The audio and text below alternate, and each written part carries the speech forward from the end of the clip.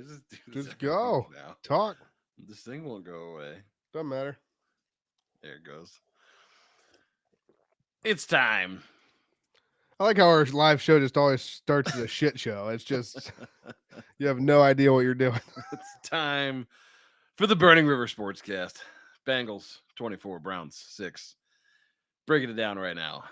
Welcome into a very special live post-game edition of the Burning River Sportscast, presented by the fine folks at Tappan Media. I'm Kenny Thunder. He's Red Out Ronnie Jams. We ordered boneless wings tonight. He's out, Saving the world. saving the world from Ice and snow snow and and stuff. things that break your power lines. So just us. Just us. Lucky him. Yeah, lucky him. So back to Red Out. Where can our listeners find the dopest dope they ever heard on a podcast, a #1 rated football podcast, and all the good pods, as well as the unofficial podcast of Cleveland Browns backers everywhere. And the official podcast of some Cleveland Browns backer somewhere. So, Kenny, you're gonna have to pick it up. You're gonna have to give me a little bit more than you're giving me here, but have you seen the Browns? we'll get there. Not yet. You can find our podcast wherever you get your podcasts. We're talking Apple Podcasts, Spotify, Stitcher, Amazon Music, YouTube Music, Pandora, iHeartRadio, Podcast, Castro, Good Pods, where we are #1 ranked football podcast, and so many more. And don't forget to subscribe on YouTube, the only place that you can find our video podcast. Check us out on Facebook, Instagram, and TikTok. Handle for all those socials at Burning River Sportscast, and we are on X with the handle at Burning River Pod. And while you're at it, check out our merch, www.thetappanmedia.com/shop. All kinds of stuff in there, River gear, Chubb line, Brook Park Browns gear. Not that you actually want to buy anything that, represents this team at all, but you can buy our gear. Our gear is good. But before we get started, I do want to give a quick shout out to some of our sponsors. Towpat Distillery, an award-winning craft distillery located in Akron, Ohio. Towpat Distillery focuses on high-quality spirits carefully made in small batches. Towpat Distillery, handcrafted, award-winning, small batch, local, and family-owned. And True Fan Travel, they make away games, home games with all-inclusive travel packages. Had trips for Browns fans this year to the Vegas game, the Washington game, and the New Orleans game, which we were a part of. And they don't just do football games either. They are also involved with other sports and other events. Upcoming events for this next year include the Kentucky Derby and Oktoberfest. So be sure to check them out. Highly recommend one of their travel packages. 10 out of 10. 10 out of 10. So easy. I think I saw our guy at the Eagles game today. He was at the Eagles game. Yeah. Yeah. Going for was it the division or was it just clinching the playoff? Like, what was that? They're better than us, Some sort of clinch. I don't know, but they did it. Anyways, today on the show, this is what you can look forward to. We got a recap of this ugly loss to the Cincinnati Bengals. That's probably about it. I'm gonna be honest. We're gonna try and keep this one short. But I'm sure we're gonna get pretty gassed up at certain points during this show. So we'll see what we get into. But I'm done being gassed up. This team is awful. All right. Well, let's get things started by reminding everyone to call the Burning River Sportscast Hot Take Hotline. Hot Take Hotline. Don't forget to call and leave your hot takes on the Hot Take Hotline.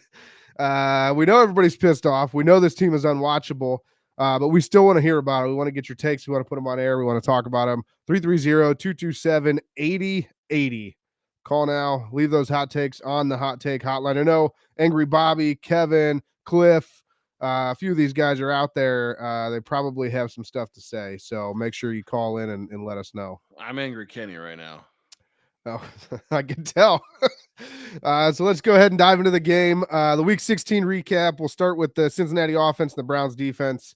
Yeah, I mean, they scored 24 points. That's actually relatively low for the Bengals this year.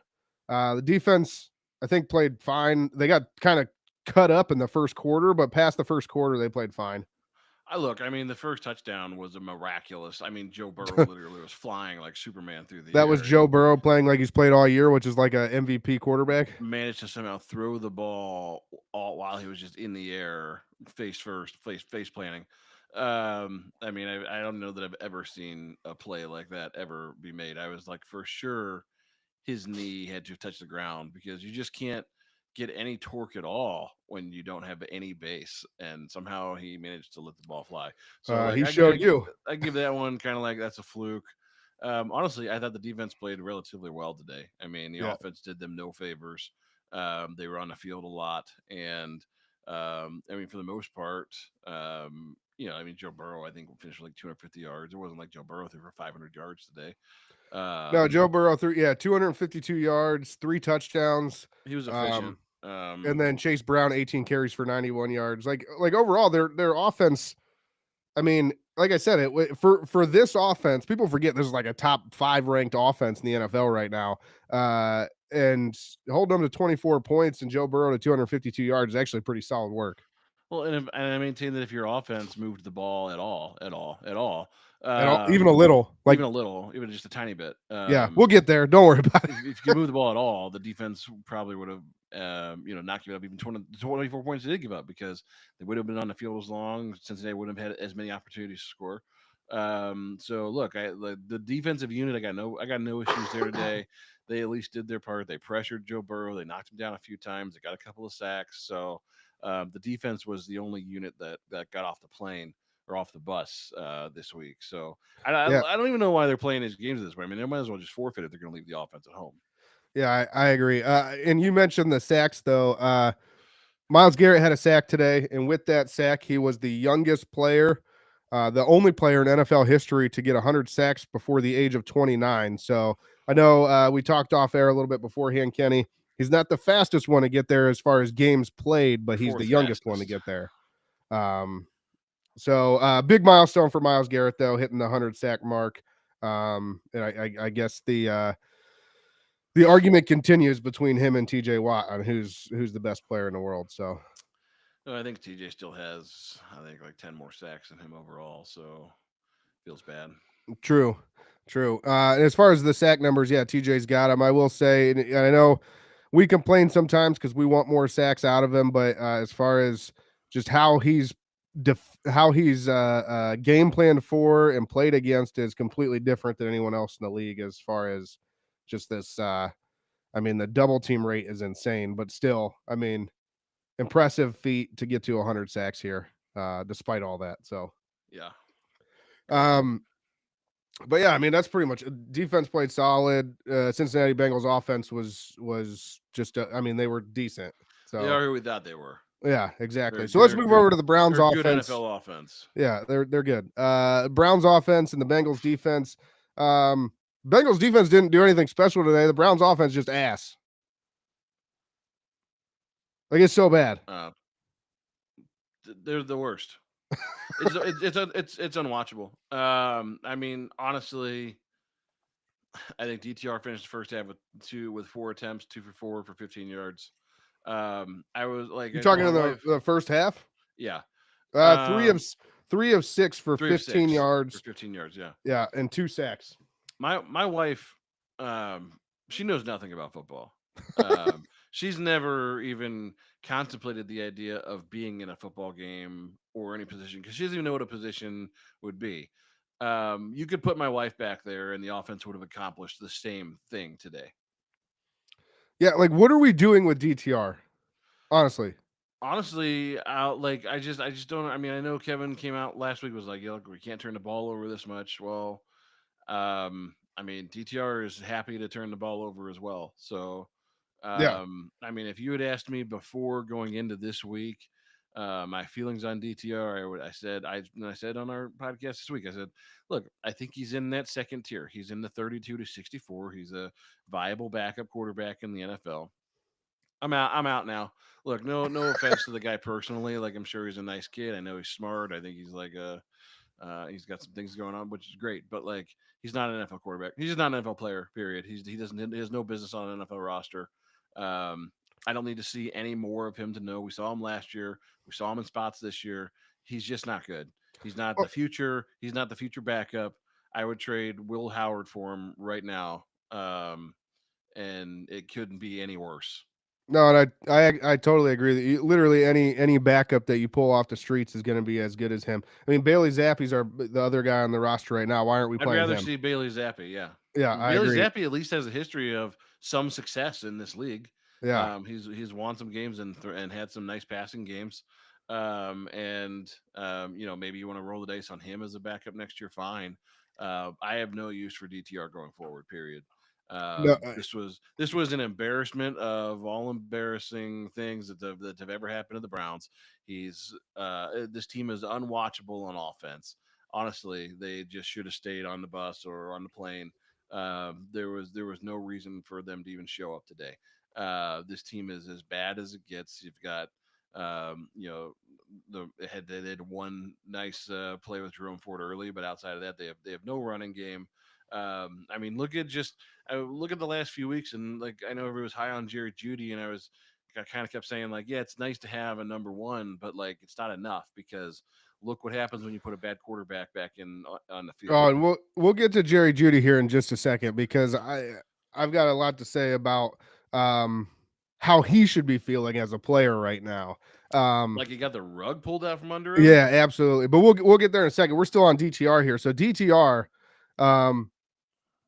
one, the main reason for the switch is because we've got to take care of the ball. Well, even before the switch, what did DTR do when he came in relief of Jameis Winston last week? I threw a pick right away. Instantly. And what did he do this week? He threw 2 more. So, and he threw no touchdowns in that span. So he's 0-3.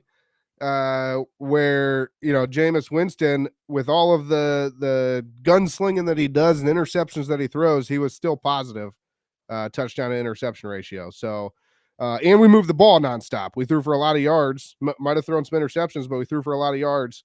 DTR literally had, you already said it, but 15 yards in the first half. 15. Yeah, 15. It's really bad. Look.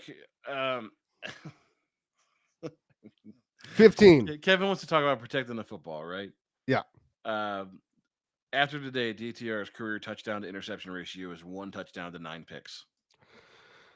That can't be a rationale while you're playing the guy. Yeah, and listen, for all you fans out there that are like, well, it's time now. We got to see what we have in DTR. We don't. We're done. That's what we have. We have 1 touchdown to 9 interceptions. Like he throws 9 times as many interceptions as he does touchdowns. At least Jameis throws 2 picks for every 2 touchdowns he throws. Yeah. It's like at least you're getting something. And at least Jameis could move this offense. It looked like a competent NFL offense. You knew at some point Jameis was gonna Humpty Dumpty fall off the ledge. And you knew that's what you were getting. With DTR, you had no ability to move the ball. The offense did absolutely nothing, and you basically were just a 3 and out away from just letting the defense play again every single time he touches the field, or unless he just happens to turn the ball over again. So yeah, you know what the problem was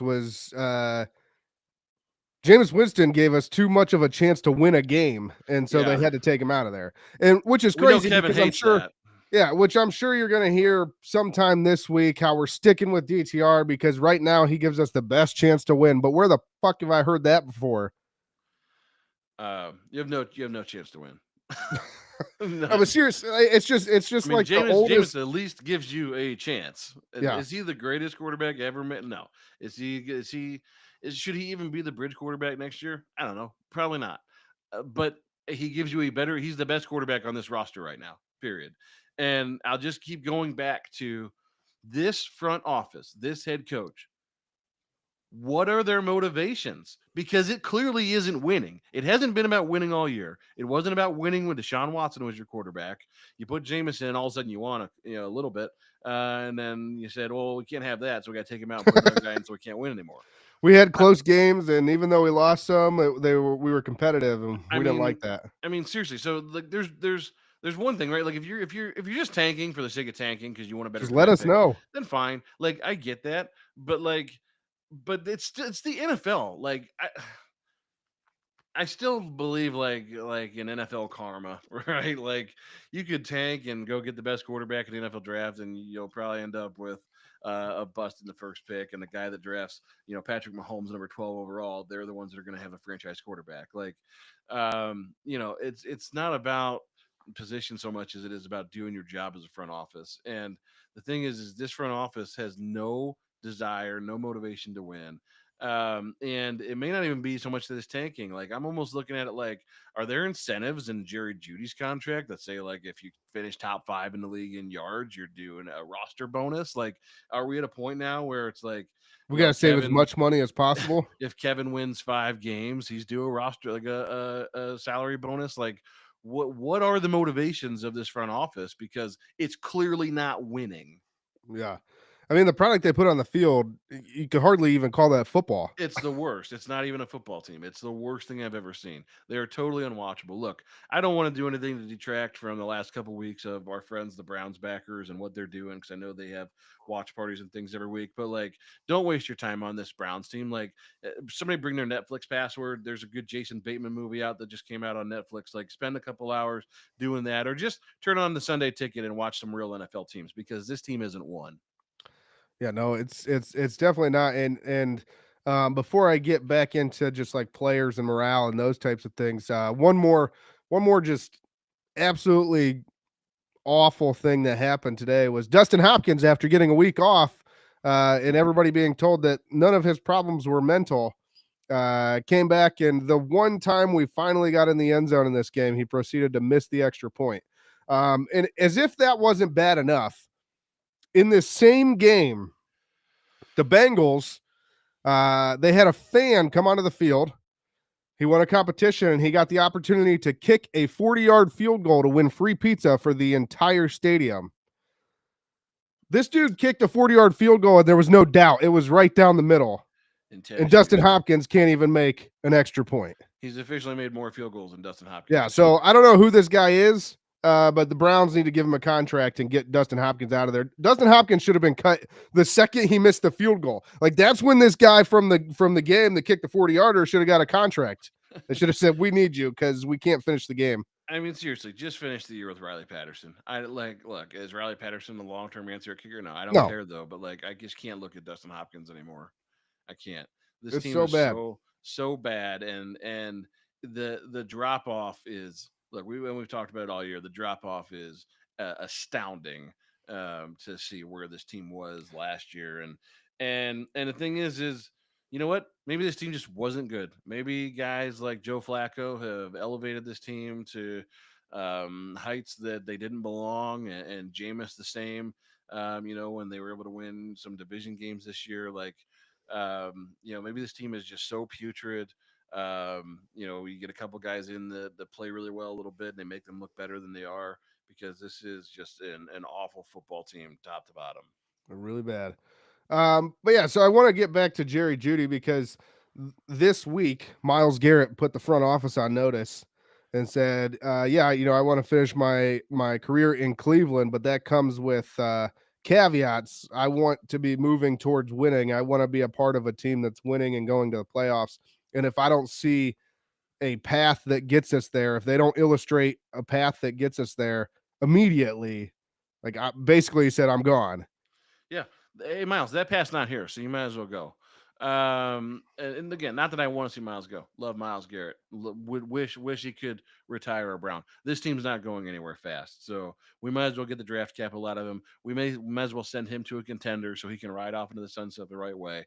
He's been a tremendous player, had a tremendous career. He doesn't deserve what this team is doing to him. No, absolutely not. And where I was going with this, though, is now, after he said that, I mean, we still got 2 weeks left in the season. Imagine how many how many players are going to come out of the woodwork here and start speaking out against the team. Like, this could get really, really bad before the end of the year, because now you've got, like we mentioned, Jerry Jeudy, who was putting together, I mean, it's his best year of his career. And he essentially did it all in 7 games, because the first 7 he was stuck with Deshaun Watson, and these last 3 he's gonna have DTR. And so you're like, okay, well, I put together 1,000-yard season in 7 games, and now you guys throw DTR at me, who can't complete a pass to save his life. I think he had 200 yards in the 7 games with Deshaun, and almost 800 or 900 with yeah, he had I think it was like games. 250 and like 786 with Jameis. And now, like, what was it, 20 today? What did he have? Yeah, he had 2 catches for 20 yards. Yeah. And the thing is what was frustrating is that he was open on a lot of plays. Yep. I mean, it wasn't that he wasn't doing his job and getting open. It was that all of a sudden there was a quarterback. And here's the more alarming part. It wasn't even the 2 catches that's the more alarming part to me. The more alarming part is he had 3 targets. Right. Which, again, I'm going back to, like, what's your motivation in this front office? Because Jesus, like, I could have called a better game than this, and my play calling skills essentially come from Madden. You'd fit in with the Jets. I've been watching football for 30 years in the NFL. What do good offensive coordinators and good coaches do with young quarterbacks that are inexperienced, that aren't very good? You put them in opportunities to throw timing routes, high percentage throws, get your playmakers involved, extensions of the running game, things that are swing passes, behind the bubble passes, things behind the line of scrimmage. Like, get playmakers the ball in space on easy completions. They just walked in. We don't do that. It's basically like they just turned the same offense over to that Jameis has been running proficiently for the last 7 weeks to DTR and said, "You just get after it. You'll be fine." No, right. It's not the same guy. It's not the same skill set. He's not good. Well, in DTR, I mean, we already talked about how terrible he was in this game and how terrible he's been for the Browns in general. Here's the deal. My benchmark is Deshaun Watson at this point. Like, if you're worse than Deshaun Watson, you have no business on this team. Yeah, just like Deshaun Watson has no business on this team. And you threw for 15 yards in the first half. I know that your overall body of work, the 150 yards and no touchdowns to 2 interceptions, that can kind of compare to most Deshaun Watson stat lines with the Cleveland Browns. But that 15 yards in the first, I'm done. I don't need to see it anymore. As I said, I don't have any desire to see any more DTR this year. I mean, at least put Jameis back on the field so we have something to watch. They won't. I'll let Jameis throw 4 touchdowns on 4 picks. It'll at least be entertaining. Yeah. People like Jerry Jeudy will at least have a reason to stay here, a reason not to just basically boycott the team. Well, they couldn't even move the football. They just couldn't move the football. They were just absolutely anemic.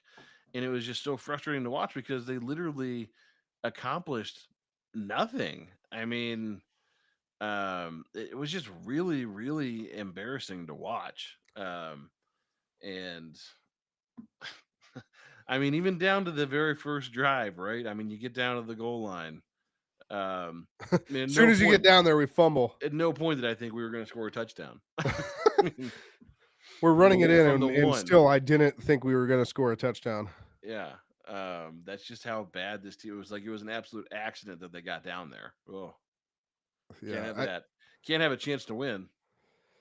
It's just wild to me. And I mean, let's just look at what do we say every week? You just have to do 3 things to win a football game. You got to play good defense. That was the only one we did well today. You got to run the ball. Didn't do that. We had a few spots, but we didn't do that overall. And you got to protect the football, and we didn't do that either. So I legitimately I'd have to go back and check the box scores. I don't know that we've won the turnover battle a single time this year. Maybe once. Yeah, I mean that right there tells me why this team is 3-12. They've got to be heavily negative on the on plus minus. So yeah, it's just bad. And so as far as the coaches in front office, though, I mean, we talked about them. Nobody knows what their motivation is because clearly it's not winning football games. So I mean, it's time. I'm done with this dancing around this whole thing and saying, well, maybe you bring back this guy, or you could do this. Nope, I'm done. All of them go. Like, what are they actually doing for the team at this point? Yeah, again, the moment you put DTR in the game, you sacrifice any chance to win. So you're not focused on winning. Does winning matter right now? Maybe not. Like, it doesn't in the grand scheme of things. But like, God, it's the NFL. I'd rather be 5-12 than 3-14. Yeah, you know, like it's just you only get 17 takes of this each year. I mean, and this team is just an absolute embarrassment right now. And this is what we get to watch for the next 2 weeks is 15 yards and a half. Yeah. It's really bad. Yeah, I'm just ready for everybody to be gone. I told you we were going to keep this pretty short and sweet, though. So I'm ready for this season to be gone. I'm ready this season needs to just end. I don't really have much more to say about the Browns game today, though. I mean, it was just bad. I mean, I'm sure we're going to rant and rave some more about it when we record for this week's preview episode because it's not like they're getting any better this week. So, yeah, I mean, we'll continue this in the next episode. But besides that, I mean, all I really have left is 2 things. One, shout out to Wyatt Teller and Carly Teller. They sent us another Christmas card. It is Christmas season, so we got Brooks and Gigi there with them, and Wyatt Teller actually signed them this year. Nice. So shout out to them. That'll be up in the studio when I come to record the next episode. Cute kids. And then two, shout out to Ohio State for shitting all over Tennessee, not allowing them to plant their flag at Ohio Stadium or drag our goalposts into the river. So yeah, at least there's one good football team in Ohio. yeah, so it's a funny thing is around college football. I feel like Ohio State fans get this bad rap for like they're annoying or they're front runners or whatever the case may be. Most of these people need to remember that like half of Ohio State fans are Cleveland Browns fans, and so we don't know how to act when we win. We don't know what to do. So I mean, on one hand, you root for a front running team that's in a college football playoff every year. On the other hand, you root for a team that had 15 yards in the first half. true. So I mean, overall, like we're like 500, but but yeah, I You're mean, root for the best and the worst. it's true. Like we're so beat down with the Browns week after week after week that Ohio State rolls around the next week and you're like, oh my god, somebody can win a football game. It I can mean, happen. they're just an embarrassment right now. And I mean, I go back to the conversation about Miles Garrett. I mean, you feel bad for the guys that give a damn on this roster. And look, it's not even like the players' fault, right? Like, it's not the players that are putting DTR in the game. It's not the players that are putting him in bad play call situations. It's you feel bad for all these guys. There's a lot of young guys that are just trying to make NFL rosters or trying to put together good tape, and then you got a lot of veterans on this team, guys like Miles, guys like Wyatt, guys like Zell that could start pretty much on 32 on 31 other rosters in the NFL, and like they're stuck here. I mean, God love Joe Thomas for what he did for this city and for this franchise to just stay here and just tough it out. But like nobody on the planet deserves to be treated like that. No, They just don't. That nobody that plays a sport for a living like this deserves to be treated this way, to where winning is not a priority. right. Why the hell are we playing the game? Why the You hell are we play to playing the win game? the game. I It's mean, Herm just Edwards said it embarrassing. best. Yeah, I mean, I don't know. So let's just go ahead and let's go ahead and nominate the Burning River Sportscast Dog of the Week candidates. Bone phoned his in since he's out saving the world. I gave him first crack, and he's got David Njoku. Kenny, you want to go next? I'll go Mike Hall. Look, there was a point in this season when we didn't even know if this guy was going to see the field. Obviously, with the domestic violence dispute early on in the season, had his first sack today. Has played pretty well in recent weeks. At least where he's showing up. And they're having to deal with him. So I think he might end up being a player. Let's see. Considering we're about to enter the off season, hopefully he can keep everything clean this off season, and we don't have any more incidences. But on the field, it looks like we might have ourselves a player there. So I'll go Mike Hall. I think he had 5 tackles today as well. So it was a nice day for him. It is a nice day for a defensive line player. 5 tackles is always good. I'm torn. Who should I go, Kenny? Jerome Ford or Miles Garrett for his 100th sack?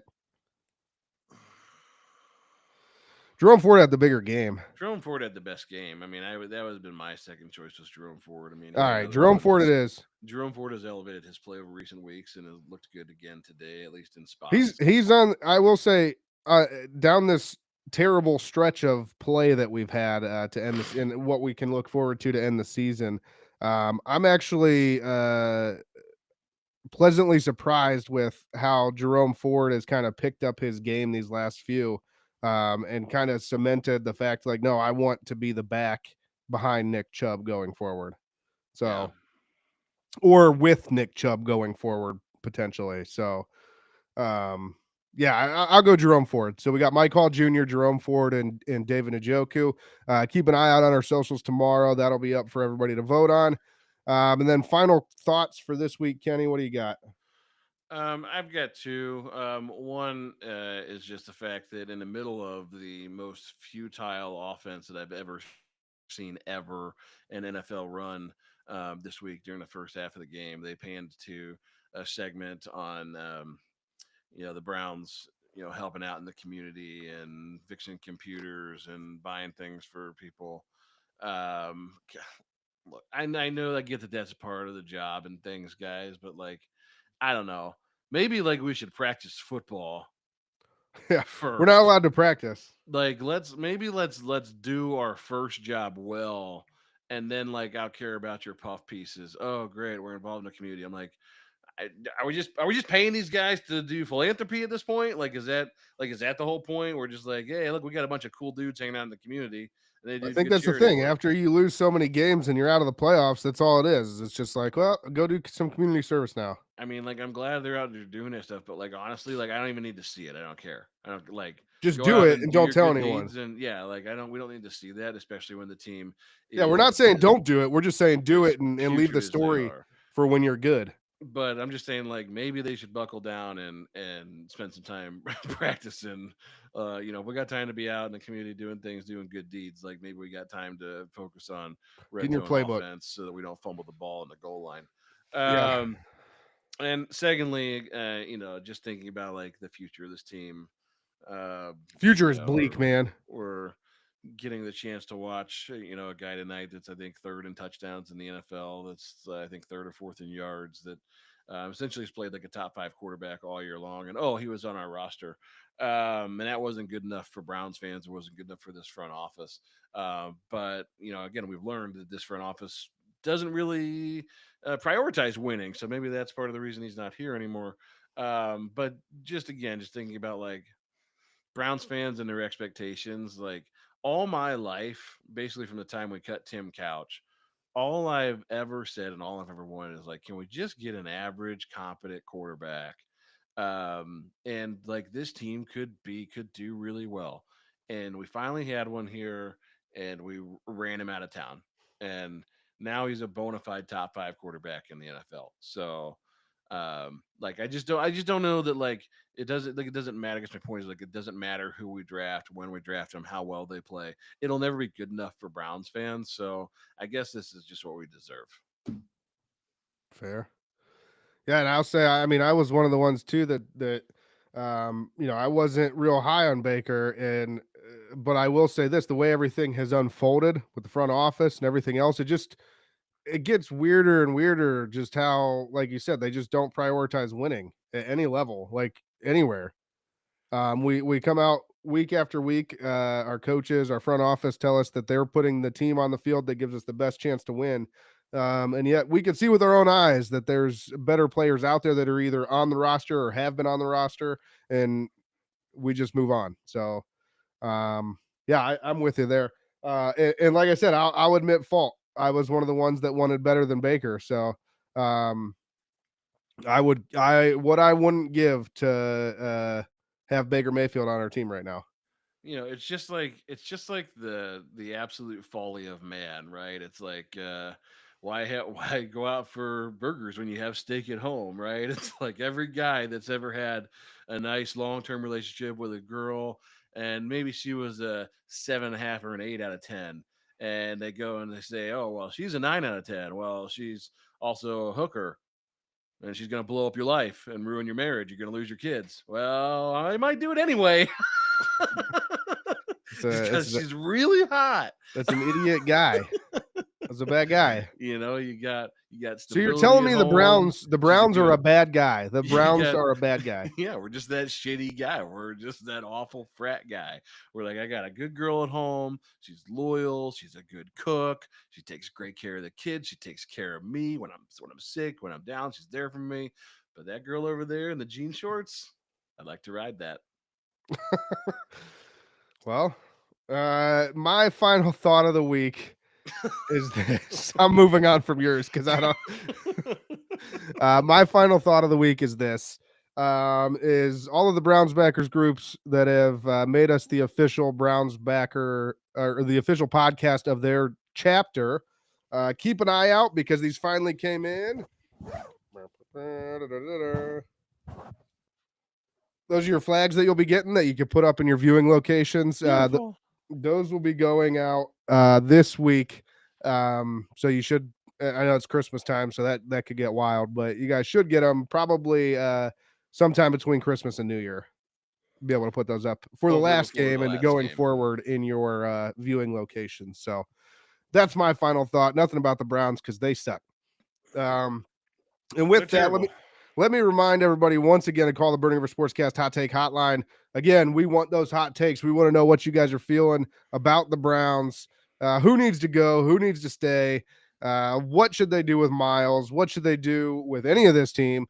330-227-8080. Call us and leave those hot takes on the Hot Take Hotline. And be sure to check out our gear, www.thetappingmedia.com/shop. And that'll do it for us. Kenny, what can we expect this week? We'll have our normal show on Thursday coming out, preview the Week 17 game against the Dolphins.